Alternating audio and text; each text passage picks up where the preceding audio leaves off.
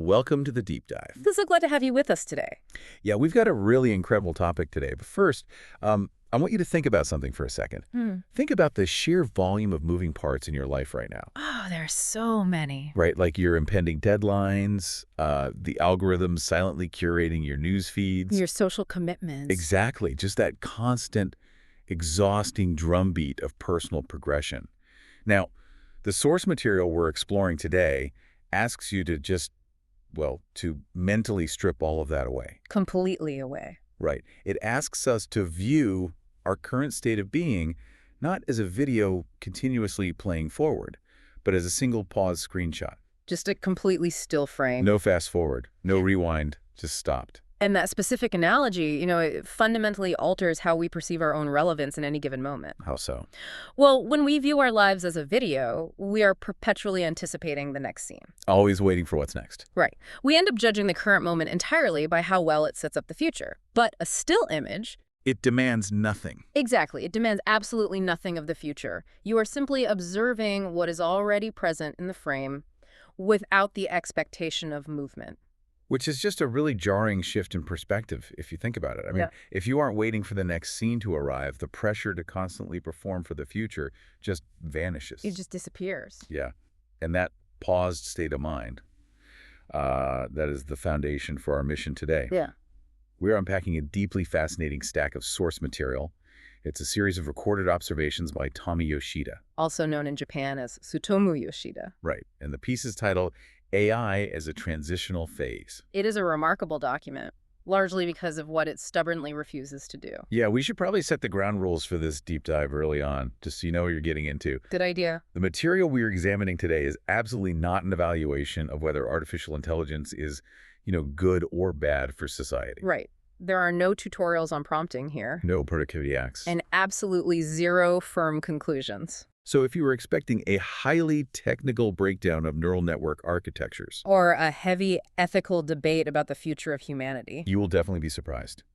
Because Yoshida's work is explicitly about sitting with unfinished thoughts. He's exploring paused questions.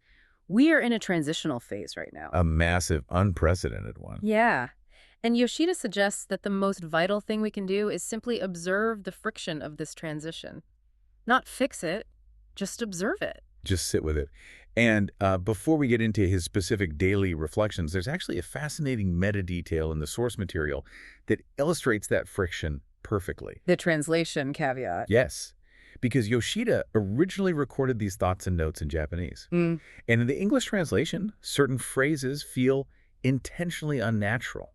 They are very uncomfortable. Grammatically stiff. Yeah, to a native English ear, it sounds strange. Instead of saying something clean like, I pause to reflect, Yoshida's translated note reads something closer to, the human processing was temporarily suspended. It sounds almost robotic. It does. You can practically feel the gears grinding in the sentence. But that awkwardness is preserved as a deliberate artifact. Right, completely deliberate. It's a real-time observation of how language, technology, and human interpretation are colliding right now. Because if an advanced translation AI just smooths out all those rough edges to make the text easily digestible, we lose the human footprint.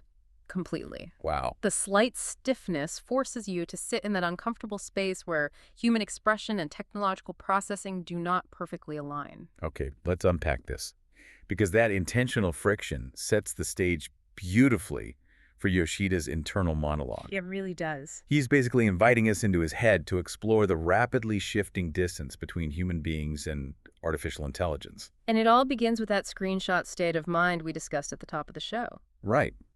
Yoshida describes a distinct, recent moment where he felt his current state had simply become a single screenshot. But he's incredibly careful to define what that still frame represents to him. It's not a destination, is it? No, not at all. Yoshida hasn't reached a grand realization or achieved a state of intellectual enlightenment.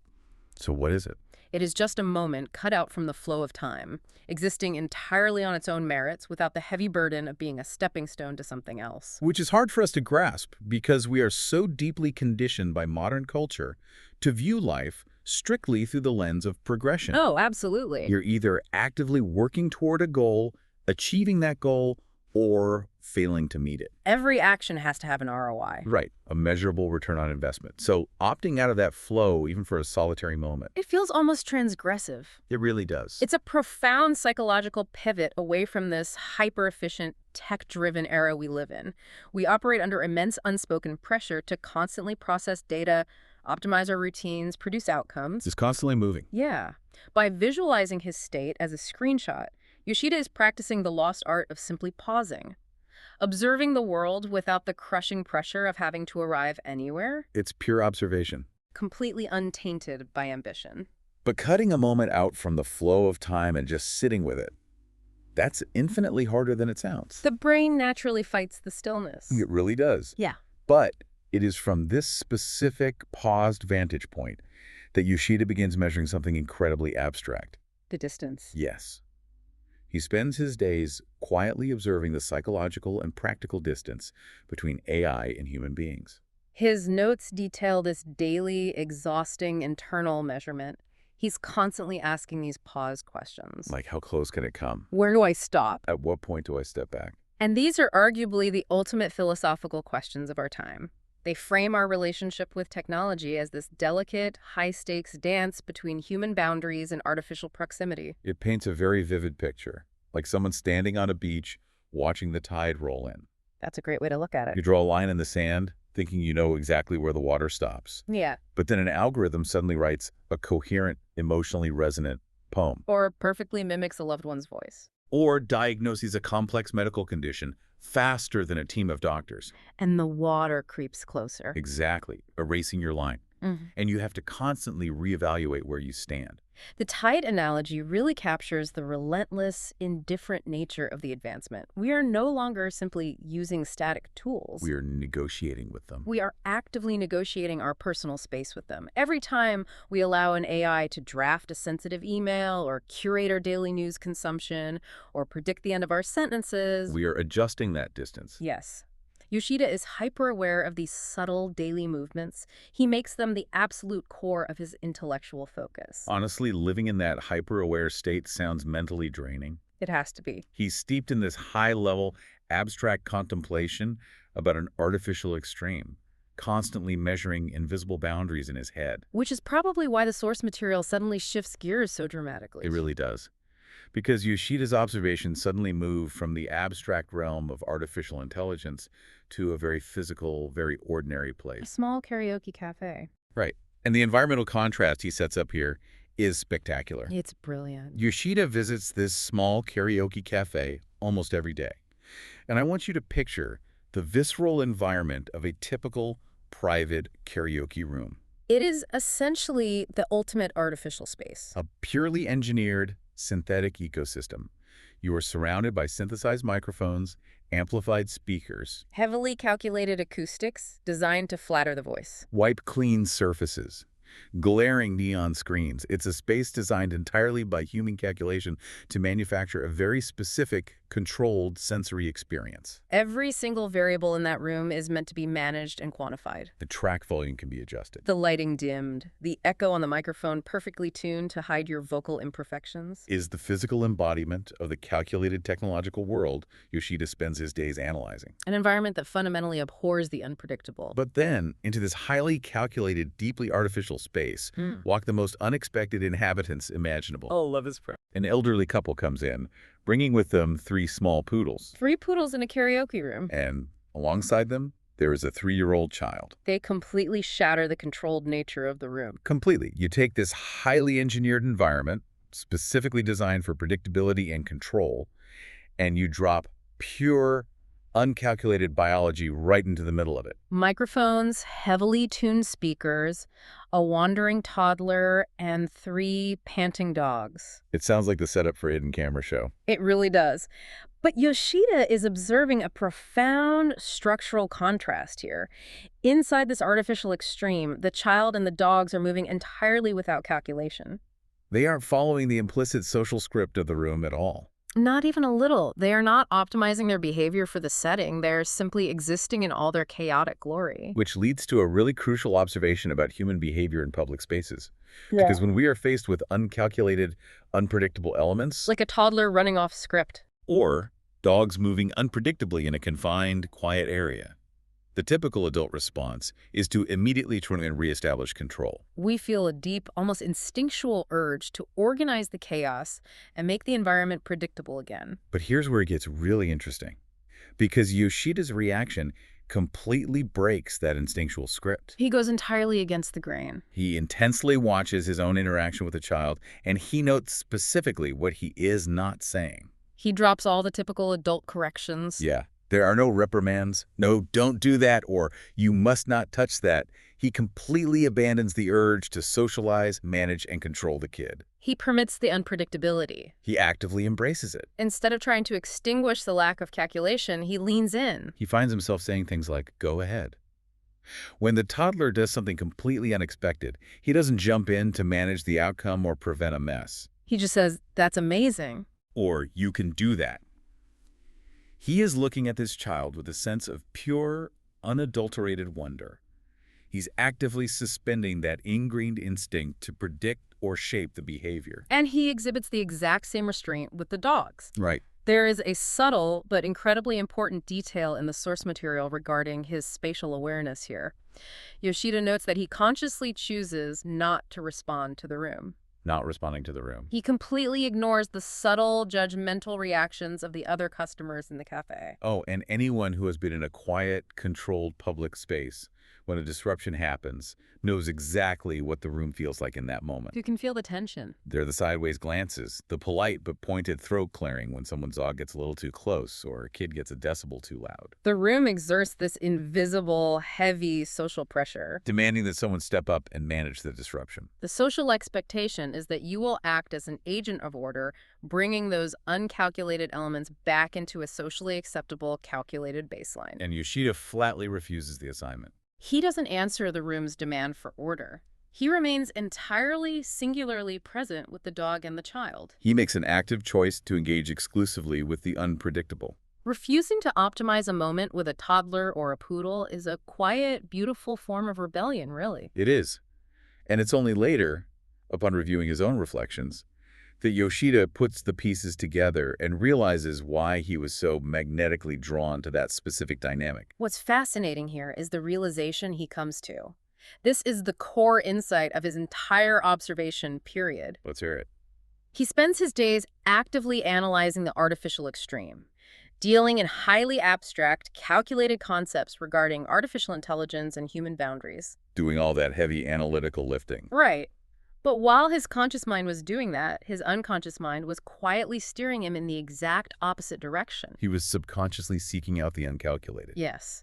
Without realizing it, he was pulling himself toward the rawest forms of natural life to act as a much-needed counterweight to his work. He was balancing his own mental scales. Exactly. When you spend your time conceptualizing an intelligence that is perfectly calculated, perfectly optimized, and entirely predictable. Your human brain seemingly craves a biological antidote. Yoshida naturally sought out the most unapologetically biological, messy, and unpredictable things he could find to offset the artificial extreme he lived in mentally. It makes perfect sense. I mean, if you spend 12 hours staring at a perfectly aligned, mathematically sound spreadsheet, your eyes physically ache until you step outside and look at the chaotic, unorganized branches of a tree. We have a profound subconscious drive toward equilibrium. Yoshida didn't schedule a daily meeting with a toddler and 3 poodles to balance his energies or hack his productivity. No, his mind simply demanded a break from the tyranny of calculation. And he instinctively drifted toward the chaos. And that subconscious drive toward equilibrium leads Yoshida to a profound shift in how he perceives the world around him,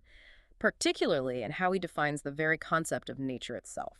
Right, because Yoshida lives in Takamatsu, which is a Japanese city famous for its breathtaking traditional natural environments. It is surrounded by the sea and the mountains. It's the textbook definition of a place you visit to get back to nature and escape the city. But if we connect this to the bigger picture, Yoshida explicitly redefines that term based on his experiences in the karaoke cafe. He argues that what he is calling nature in this context is not the sea, and it is not the mountains. No. It is simply the presence of a living being right in front of him. Wait, so you're saying Yoshida would look at a random pigeon aggressively eating trash on a concrete sidewalk in a metropolis and call that nature? Yes. But a perfectly manicured, silent botanical garden is essentially artificial. That completely flips how we value the outdoors, doesn't it? It really does. But it tracks because he strips the concept of nature entirely down to its behavioral core rather than its geographical location or aesthetic beauty. Because the botanical garden is heavily calculated. Curated, controlled by human hands. For Yoshida, true nature must meet 3 specific criteria. Okay, what are they? It must be unpredictable, it must be uncontrolled, and, most importantly, it cannot be organized into explanation. Not organized into explanation. That phrase is doing a lot of heavy lifting in his philosophy. It is the crux of the whole idea. Because when you interact with a complex AI, everything it does can theoretically be organized into an explanation. Right. If an algorithm gives you a bizarre answer, there is a data trail. The specific weights and biases. The internal mathematical dials the AI turns to make a decision. That explains exactly why it produced that output. It is ultimately knowable, traceable, and organized. But when a 3-year-old child suddenly decides to hand you a plastic spoon and laugh hysterically, Or a poodle randomly decides to aggressively sniff your left shoe. there is no underlying algorithm you can debug to explain it. No mathematical dial to trace. It simply is. It is an unorganized, uncontrolled event that exists without a foundational why. And that lack of explanation is the exact antidote Yoshida was searching for. Exactly. Because when everything around us in the digital age is curated, calculated, and explained by an algorithm, encountering something that entirely defies that logic is deeply grounding. You don't need to hike a mountain range to experience nature. You just need an unpredictable living presence that refuses to be organized into a neat little box. That's all it takes. So what does this all mean? Where does this leave Yoshida? And by extension, where does it leave us? Well, at the end of his reflections, Yoshida checks back in with that screenshot he took of his life. Right. And he notes that what he is feeling at the end of the day is not relief. The underlying tension of living in a massive transitional phase hasn't disappeared. He hasn't reached a sense of accomplishment either. As we established at the beginning, there is no final destination here. The puzzle of artificial intelligence remains unsolved. Instead, he describes his state as a quiet satisfaction. It is a momentary, fragile balance. But he makes a point to emphasize that this balance is not permanently fixed. It is just today's frame. It is merely the screenshot of this specific moment in time. Viewing our relationship with the modern world this way is remarkably honest and highly necessary. You don't achieve balance once and get to keep it forever. You balance the scales today, and tomorrow you wake up to find the world has fundamentally changed again. The AI's gotten a little closer, The distance has shifted. and you have to recalibrate your internal boundaries. Tomorrow's screenshot might look entirely different, and that is necessary. It frees you from the exhausting expectation of permanent equilibrium. It really does. I want to ask you, the listener, to look at your own day. You live in a world where your inbox, your calendar apps, and AI tools are constantly trying to organize, calculate, and optimize your time. They predict your next word. They curate your entertainment, they schedule your next meeting. Amidst all of that heavy calculation, where are you finding your karaoke cafe? Where are you locating that uncalculated, unpredictable living presence? Yoshida's observation suggests you desperately need that raw, messy biology to balance out the artificial extremes of your day. Even if your conscious mind hasn't fully registered the deficit yet. You need the toddler handing you the plastic spoon. You need the dog ignoring the room. You need the unorganized explanation. This actually raises an important question that pushes Yoshida's observations a step further into the future. What's that? Right now, the contrast is clear. The artificial is calculated, and the natural is unpredictable. But artificial intelligence is increasingly being designed to mimic human quirks. That's true. It is being programmed to introduce random errors, simulate hesitations, and exhibit seemingly uncalculated behaviors just to appear more relatable. Oh, wow. So if we reach a point where AI perfectly fakes unpredictability, will we lose the ability to use unpredictability as our benchmark for what is natural? That is heavy. If the artificial becomes indistinguishable from the unpredictable, where will we have to look to find our true nature next? That is a deeply unorganized, unpredictable question for you to take into your day. We are going to leave you to mull that over. Thank you for joining us on this deep dive, for pausing the video, and for looking at the screenshot with us. We will catch you on the next one.